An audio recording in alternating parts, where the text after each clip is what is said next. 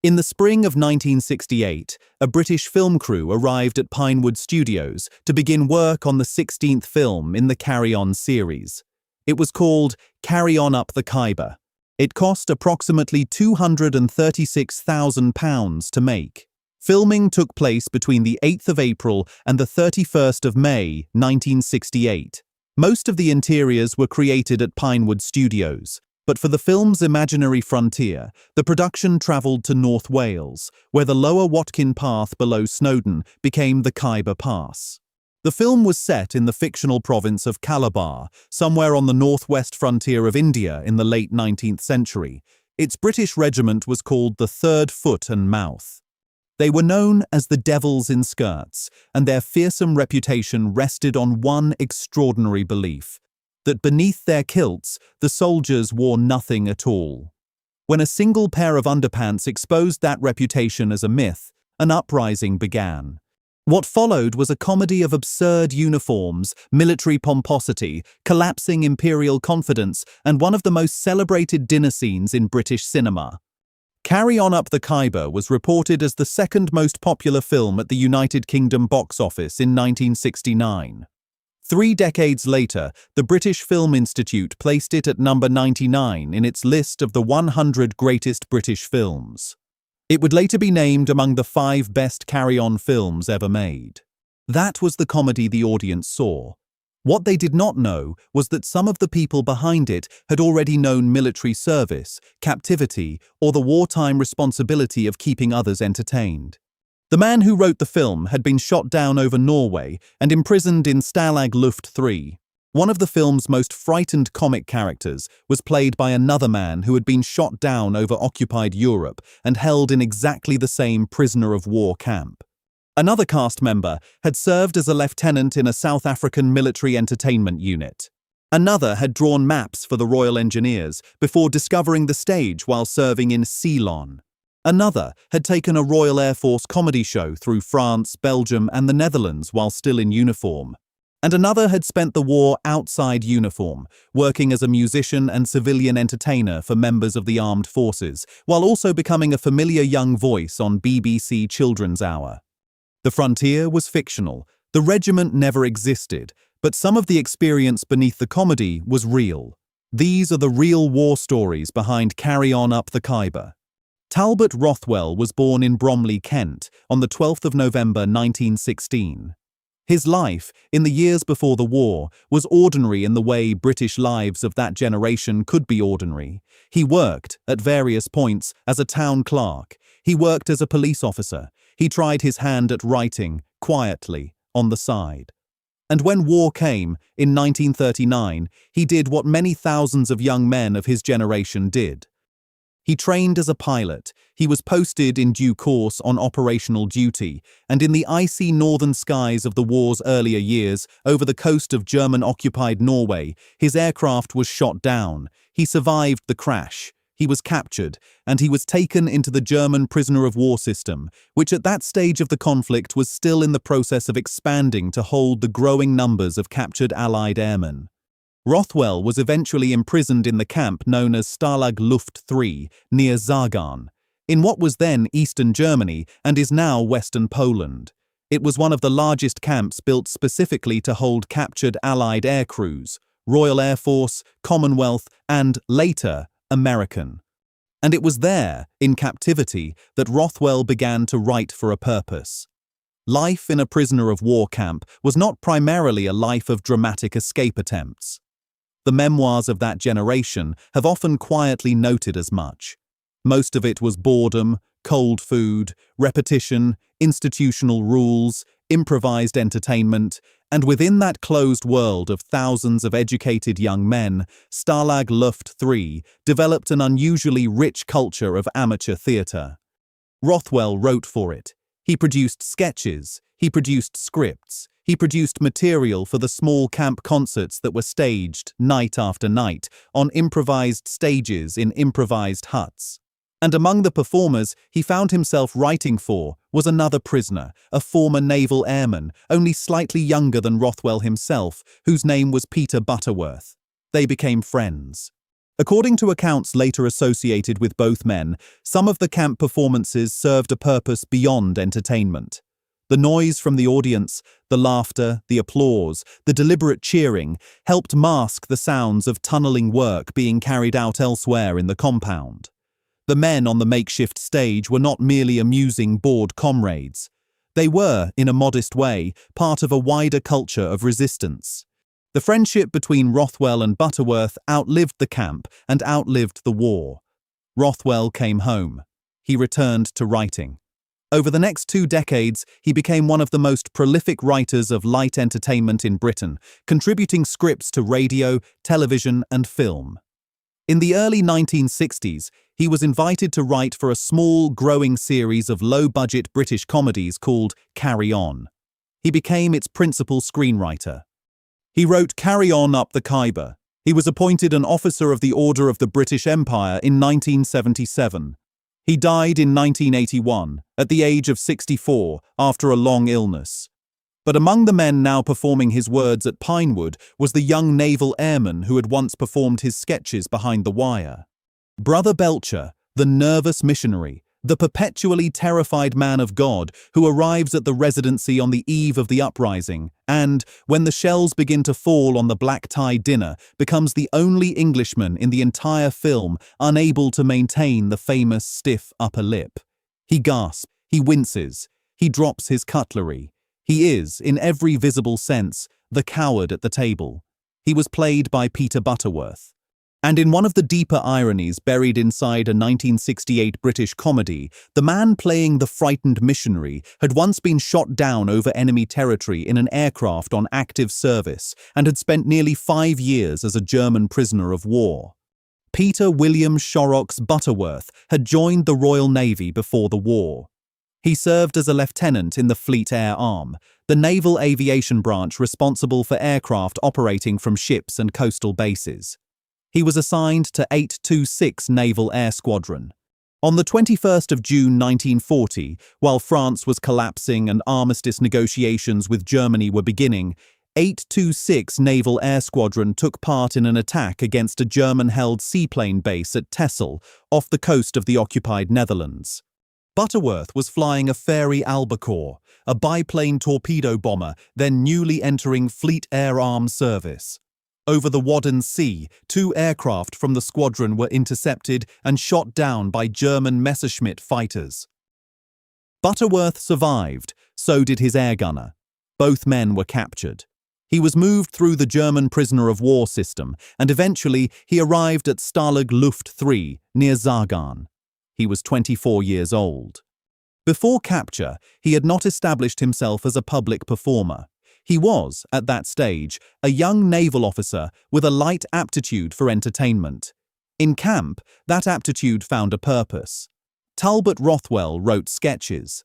Peter Butterworth performed them. And in the small huts and improvised stages of Stalag Luft Three, in front of audiences of British and Commonwealth prisoners who had nowhere else to go, he learned the timing, the presence, and the discipline of comic performance. There was also a second purpose to those shows.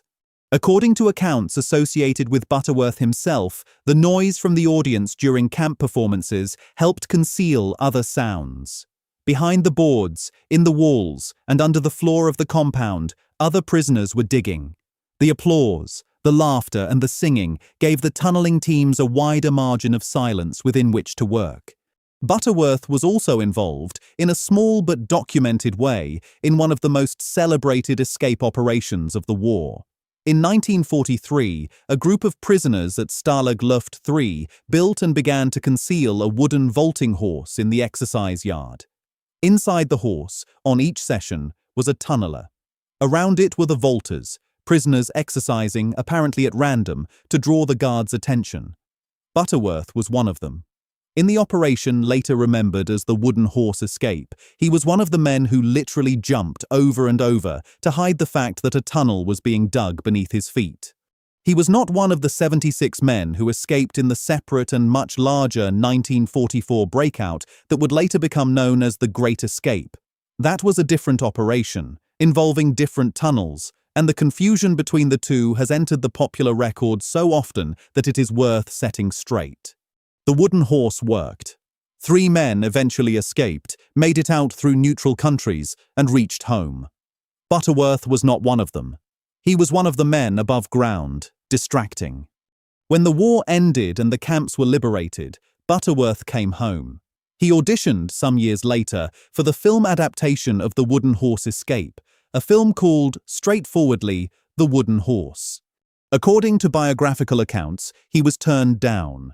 The producers, it was reported, did not consider him to look sufficiently heroic or athletic for a film about escaping prisoners of war. He was, of course, one of the men who had actually been there.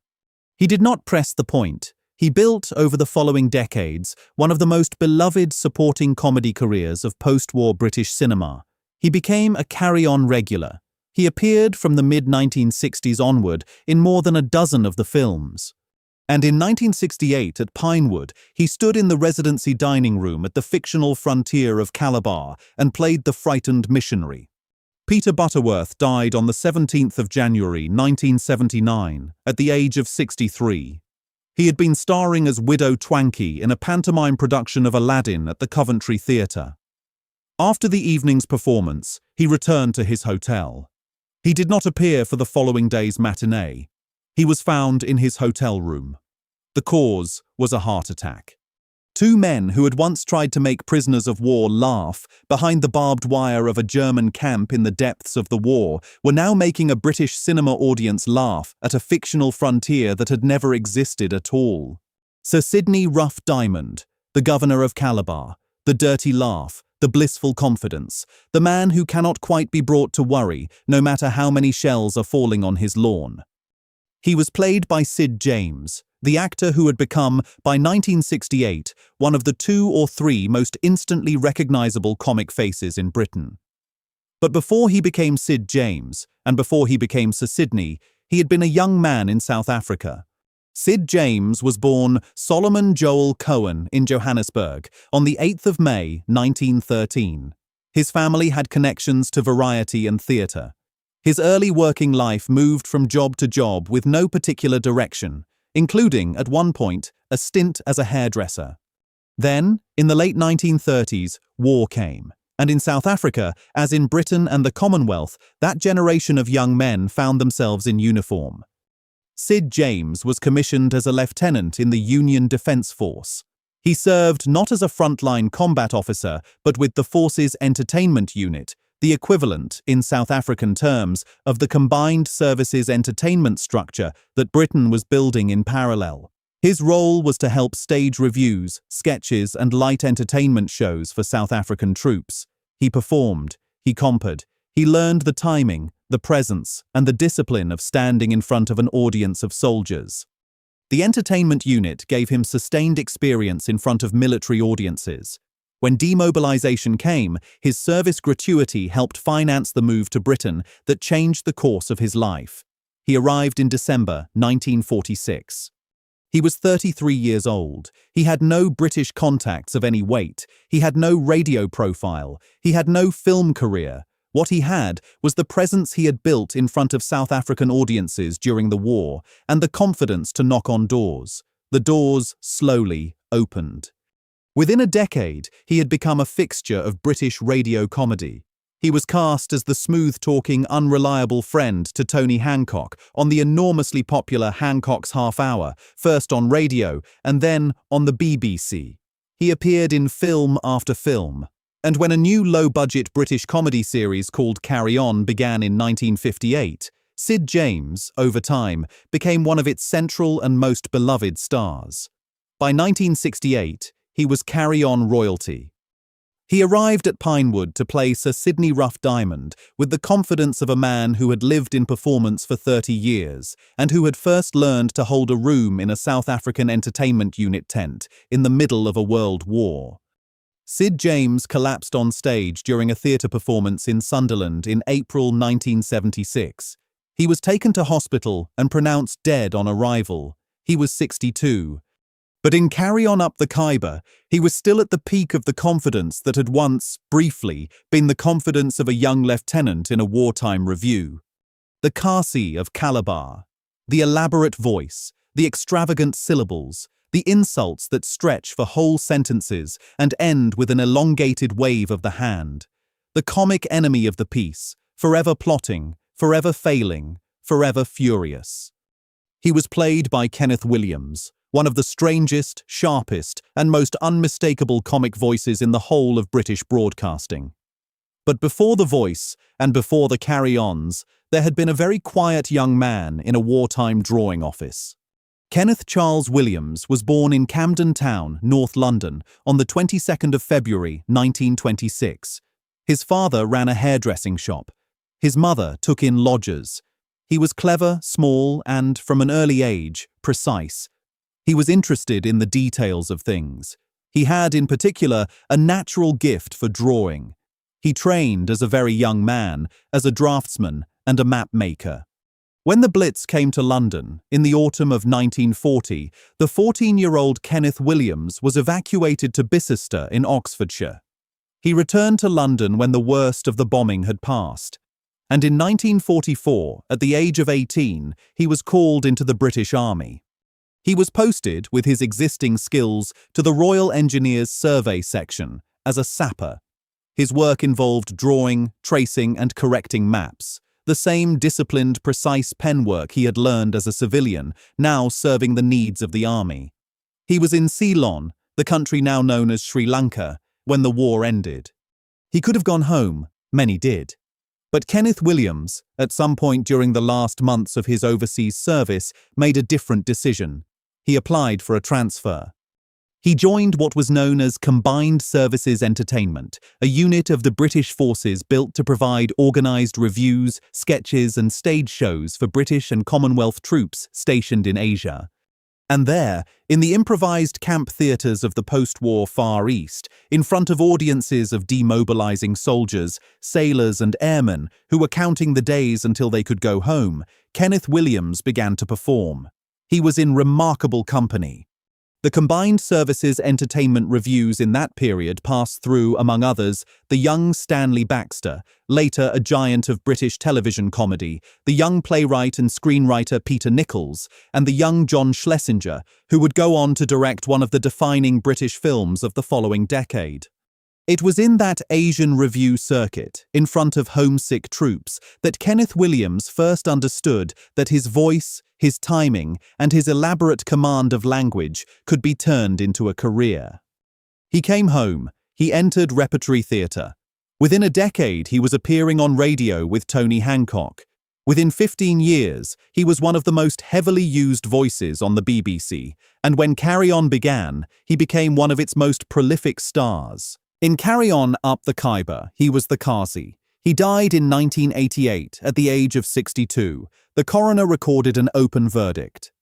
But at the peak of his powers, at Pinewood in 1968, the man remembered for one of the most extravagant voices in British comedy was still, in some quiet way, the young sapper who had once bent over a drawing table for the Royal Engineers Survey Section and who had first stepped in front of an audience in a wartime review tent in Ceylon. The fakir, the small, wild-eyed holy man who appears briefly and unforgettably in the film, and who, despite his very short screen time, is one of the images the film's audiences most consistently remember. He was played by Cardew Robinson, an actor whose screen presence in Carry On Up the Khyber lasted only a few minutes, but whose real story, like several others in this film, ran much deeper than the part suggested. Douglas John Cardew Robinson was born on the 14th of August, 1917. He came of age, artistically and personally, in the years immediately before the Second World War. And when war came, in 1939, he joined the Royal Air Force. He served in the Royal Air Force during the Second World War. He did not fly as a combat crew member. His documented wartime work included ground-based entertainment duties within the Royal Air Force. During his service, the comedian gradually began to emerge alongside the serviceman. At some point during his service, Cardew Robinson began to develop a comic character. He called it Cardew, the cad of the school. It was, roughly, a comic version of a public schoolboy figure, the disreputable prefect, the untrustworthy senior, the boy at the back of the classroom. The character was written, tested, and refined in the concerts, revues, and camp shows that dotted wartime and immediate post-war Royal Air Force life. He was promoted to the rank of flight sergeant. He was placed in charge of a service show, and in the closing months and years of the war, he took that show on tour, through France, through Belgium, and through the Netherlands, performing for British Royal Air Force personnel stationed in liberated Western Europe. By the time demobilization came, Cardew, the cad of the school, was ready to leave uniform behind and enter the civilian entertainment industry, and that is exactly what he did. He appeared over the following 4 decades on radio, on stage, on the variety circuit, in film and in children's comics, where his character was drawn in monochrome for a generation of British schoolboys. In Carry On Up the Khyber, he was the fakir, a face that flashes across the screen for a matter of seconds and vanishes. He died in 1992 at the age of 75. Another apparently minor face in the film had discovered his comic identity while still wearing Royal Air Force uniform.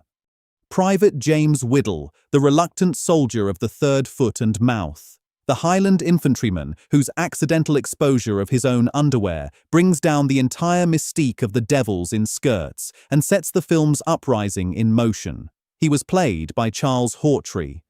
And behind him, behind the small, thin, wide-eyed comic presence Britain would come to know from more than 20 carry-on films, stood a very different sort of wartime story from those in the earlier sections of this documentary. Charles Hawtrey had been a child actor before the Second World War. He had appeared on the London stage and in early British films from the age of 11. He had grown up, in a sense, in front of an audience.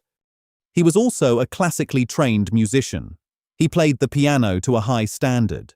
Biographical accounts describe him as a semi-professional pianist during the war, playing for members of the armed forces at concerts and forces gatherings on the civilian side of the entertainment effort. He did not enlist. He did not wear a uniform. He was a civilian entertainer, not a military veteran.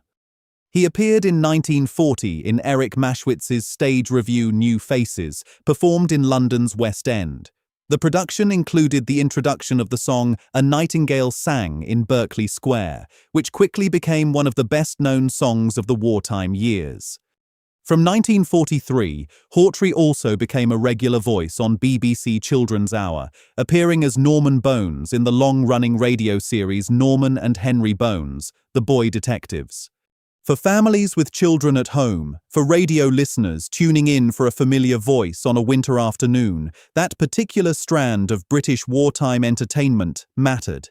It was part of what allowed the country's ordinary evenings to keep something like their shape. Hawtrey would come out of the war with a substantial body of work behind him and step, in the late 1950s, into the Carry On series. He would appear in over 20 of the films.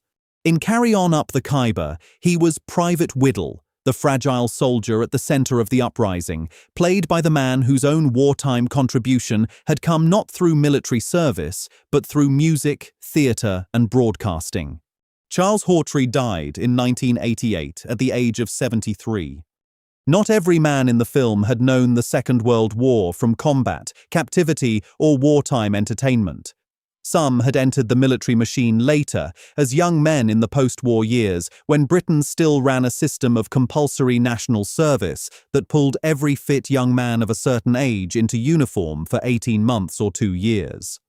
2 of Carry On Up the Khyber's supporting soldiers belonged to that younger service generation. Terry Scott had been born Owen John Scott in Watford in 1927. He served in the Royal Navy near the end of the Second World War. The surviving public record offers little detail about that period, and it would be wrong to invent it. What it did give him was a period of young adulthood inside a British military institution, at a moment when Britain was moving uneasily from wartime mobilization into the post-war world. He had already appeared briefly in the 1958 series opener, Carry On Sergeant. He returned to the series a decade later in Carry On Up the Khyber, in the far more substantial role of Sergeant Major McNutt, the drill-obsessed regimental terror who tries and fails to hold the 3rd Foot and Mouth together. He would later reach a much wider audience through television sitcom and, in the 1980s, as the voice of the small, nervous, bespectacled hamster Penfold in the animated children's series Danger Mouse. Peter Gilmore had been born in Leipzig, in eastern Germany, in 1931. He was raised in Yorkshire. He too undertook national service in the post-war years. What he brought out of that period was a singing voice that had been noticed by others during service, and he used it, after demobilization, to enter touring musicals and repertory theatre.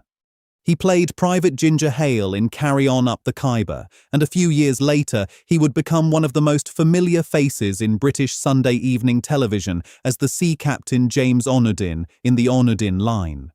They were not Second World War combat veterans, but their early adulthoods, like so many of that generation, still passed through the discipline of uniform. Around the writer, the escapee, the governor, the Kasi, the fakir, the pianist and the sergeant major moved the wider cast of Carry On Up the Khyber, men and women who, in most cases, had not lived the wartime histories the earlier sections have described, but whose place in this particular film mattered enormously to the audiences of 1969. At the centre of the residency, alongside Sir Sidney Rough Diamond, sat Joan Sims as Lady Joan Rough Diamond, the neglected, frustrated, entirely unimpressed governor's wife, whose flirtation with the Kasi triggers the diplomatic crisis at the heart of the plot. Joan Sims had, by 1968, already appeared in a long series of British comedies. She would eventually become one of the most prolific women in the entire Carry On franchise.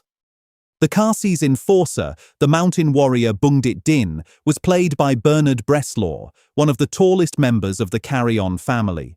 Breslaw's specialization, throughout the series, was to play very large men who were completely at odds with their own size. Bundit Din was one of his most memorable. The film's central romantic pairing, the young British officer and the local princess, sneaking away from their respective sides for a doomed cross-cultural romance, was made up of Roy Castle as Captain Keane and Angela Douglas as Princess Jelly. Roy Castle was, by 1968, already known to British television audiences as a singer, a trumpeter, and an all-round variety star. Up the Khyber would be his only carry-on appearance. He would go on to become, for a generation of British children, the smiling host of record breakers. Angela Douglas made her fourth and final carry-on appearance in the film. She played the Kazi's daughter as a young woman quite obviously more sensible than her surroundings. The supporting regiment, the officers, the messmates, the aides, included Julian Holloway as Major Shorthouse, alongside Peter Gilmore's Private Ginger Hale. Wanda Ventham appeared as the Kazi's first wife, a small but memorable presence in the household of the enemy. Behind the camera, the film's practical solutions to its Kipling-esque ambition are part of its legend. Production histories record that the tartans and bonnet badges of the fictional Third Foot and Mouth had been rented from the wardrobe of the 1960 drama Tunes of Glory, an entirely different film about an entirely real Highland regiment. The pith helmets and webbing of the British soldiers had reportedly been borrowed from the production of the 1964 epic Zulu. And the frontier of Calabar, where the fictional Third Foot and Mouth fought its fictional battle, was in fact a valley in Snowdonia. The Lower Watkin Path, a mountain track below Snowdon, became the Khyber Pass.